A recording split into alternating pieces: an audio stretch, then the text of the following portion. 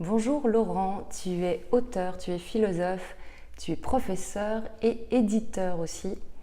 Est-ce que je peux te demander, c'est quoi pour toi, c'est quoi selon toi un bon livre? Je crois qu'un bon livre, en fait, ça n'existe pas.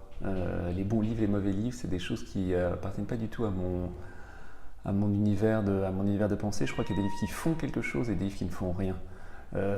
Et ça ne dépend pas du livre lui-même, ça dépend de celui qui le lit et puis qui décide de se faire habiter ou pas par ce qu'il lit, par ce il a découvert.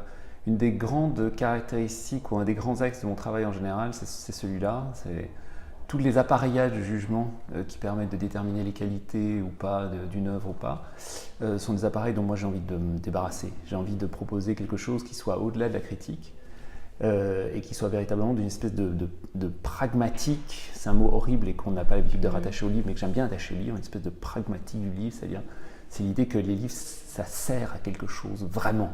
Et ça sert existentiellement, ça sert dans nos vies, ça nous sert à penser, parce que moi je fais des essais. Ça nous sert aussi à agir, à équiper nos agirs. Et c'est pour ça que, oui, les histoires de bons et de mauvais livres, de goût qu'on a, etc., c'est même des choses qui, moi, ont tendance en fait, à me fatiguer complètement. Et est-ce qu'un bon éditeur, te demander c'est quoi la notion de bon éditeur ou d'éditeur qui remue, qui fait remuer, qui fait agir, c'est quoi ce serait quoi un éditeur comme ça? Ben, je crois qu'un éditeur qui pourrait présenter de l'intérêt, en tout cas de mon point de vue à moi, qui suis aussi quand même un lecteur avant d'être un éditeur, c'est effectivement quelqu'un qui accompagne le mouvement des possibles de la pensée, quoi, qui se contente pas simplement de servir la soupe au savoir en place, qui se contente pas de servir la soupe également aux auteurs en place, mais qui véritablement soit attentif, soit en quête de ce qui, à un moment donné, le sien, peut fabriquer des différences intéressantes. Moi, ce que j'essaie de poursuivre dans les différentes collections que je dirige en Angleterre et en France, c'est véritablement ça, c'est les auteurs qui vont dire quelque chose que personne d'autre ne dit. Est-ce que c'est excentrique ou pas excentrique, fondé ou pas fondé, je m'en fiche à partir du moment où il s'agit d'une véritable proposition qui peut donner lieu ensuite à débat ou pas. C'est pour ça que j'ai pas peur, par exemple, du délire interprétatif ou du délire théorique. Il y a des gens que ça exaspère profondément, ils disent mais pourquoi dit-on des choses pareilles ou se lance-t-on des espèces d'expérimentations littéraires ou intellectuelles comme ça. Moi, ça m'inquiète jamais si quelque chose est sérieux ou pas sérieux, solide ou pas solide, si c'est documenté ou pas documenté, à partir du moment où il y a véritablement une proposition derrière. Donc, s'il fallait jouer le jeu des qualités, je dirais qu'un bon éditeur, c'est un éditeur qui cherche des propositions et pas des idées. Et pratiquement, est-ce que toi, en tant qu'auteur, tu aimes qu'un éditeur travaille avec toi le texte et te reprenne sur ton texte? Parce qu'il y a des auteurs, on le sait, qui n'aiment pas du tout revenir sur leur texte, qui estiment que c'est un objet fini. En fait, des deux côtés, est-ce que toi, en tant qu'auteur, tu aimes bien travailler le texte avec des retours d'un éditeur et un accompagnement vraiment dans l'écriture?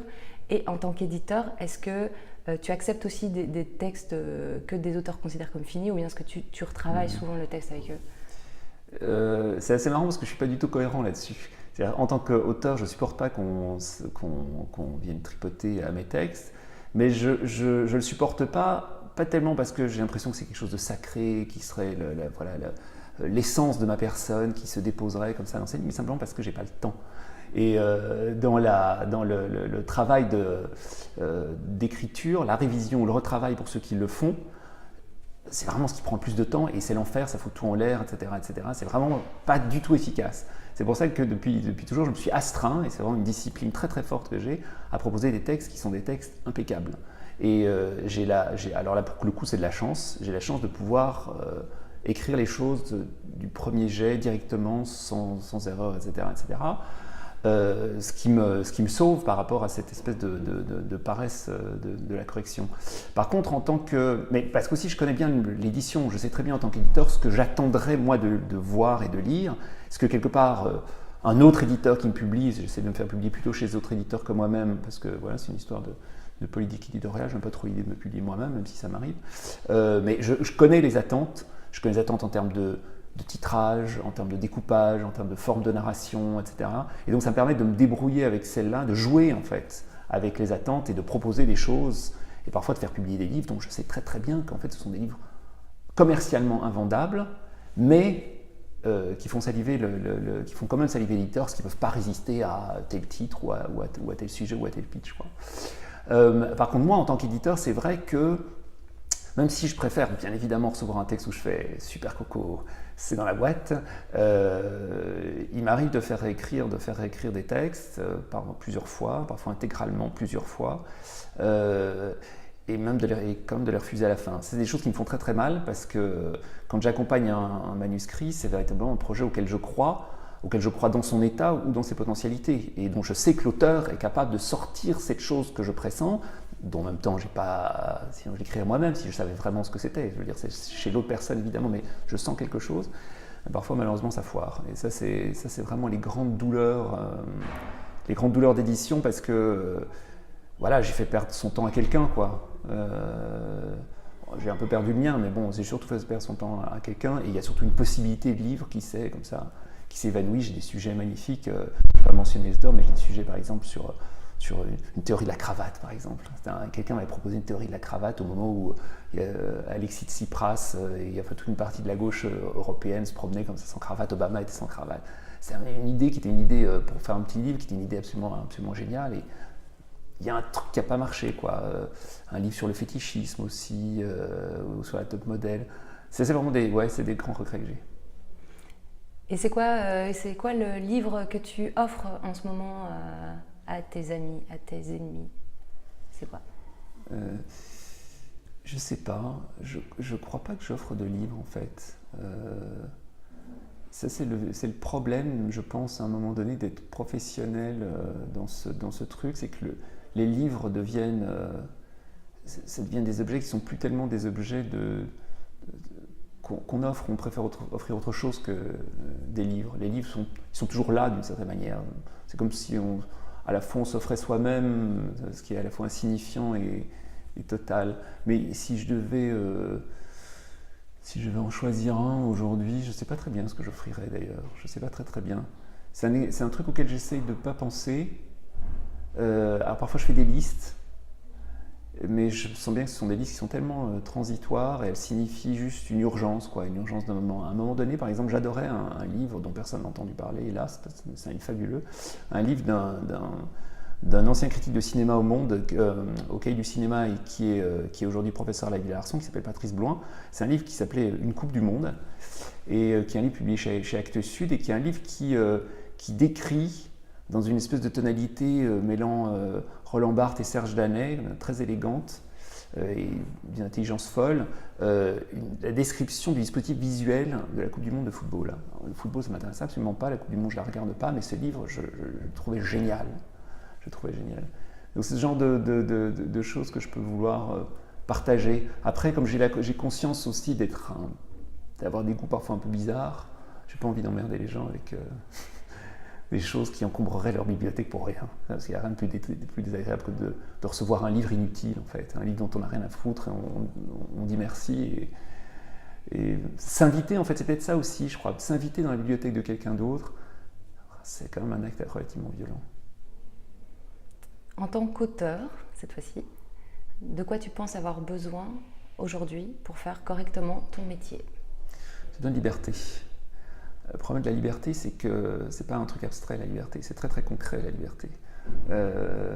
Donc la liberté, pour pouvoir fonctionner, elle doit être équipée de plein de choses. Elle doit être équipée de fric, donc il ne faut pas se cacher, c'est une des grosses difficultés aujourd'hui. Et donc aussi, d'une certaine manière, équipé par toute une série de soutiens. Ces soutiens, c'est évidemment le soutien des libraires, c'est le soutien de la presse, c'est le soutien des lecteurs qui est quand même le plus important de tout. C'est le soutien aussi, si on croit à la politique culturelle, c'est le soutien des institutions. Et voilà, c'est vraiment ce dont on a besoin, c'est du nerf de la guerre, d'une certaine manière, qui permettent de dégager la liberté. Moi, je suis toujours stupéfait de voir, par exemple, qu'en communauté flamande, il y a des gens qui sont salariés par la communauté flamande pour être écrivains. Salariés à mi-temps, salariés, voilà. Parce que ce sont des gens dont on considère qu'ils sont importants pour le développement de la culture flamande à l'international. Et voilà, c'est quelque chose que l'on prévoit et que l'on fait. Ça n'existe pas chez nous, on répondra que les budgets ne sont pas les mêmes. Moi, je dis peut-être aussi que les choix ne sont pas les mêmes. Les Flamands espèrent des prix Nobel. Est-ce qu'on espère des prix Nobel en communauté, en fédération Wallonie-Bruxelles? Voilà, c'est des questions qui se posent. Après, j'ai pas du tout envie de cracher dans la soupe parce que je bénéficie quand même de soutien et de bourses comme ça. Mais c'est vrai que ça fait partie je crois, des véritables soucis. C'est comment fait-on vivre des écrivains professionnellement en Fédération Wallonie-Bruxelles? Et dernière question, si tu pouvais aller prendre un verre avec quelqu'un de vivant ou de mort, de réel ou d'imaginaire, ce serait qui et pourquoi? Et peut-être dans ton cas, faudrait-il ajouter et quel verre? Oui, ça c'est effectivement c'est un caveat hyper important. Hyper important. Oui, c'est vrai qu'en effet, j'aurais des difficultés oui, il y aurait une espèce d'effet comme ça, d'effondrement si soudain une personne que j'admire profondément se révèle être un buveur de jus de pomme. Oui, ça me gâcherait une partie de mon plaisir, je pense. Je crois que je vais botter en touche parce qu'en général, il faut certainement pas prendre des verres avec les gens qu'on rêve absolument de rencontrer. Je préfère je préfère fonctionner en sens inverse, rencontrer des personnes et puis après les avoir rencontrés, prendre des verres avec eux pour voir où la rencontre nous mène. Ok, merci Laurent. Merci à toi.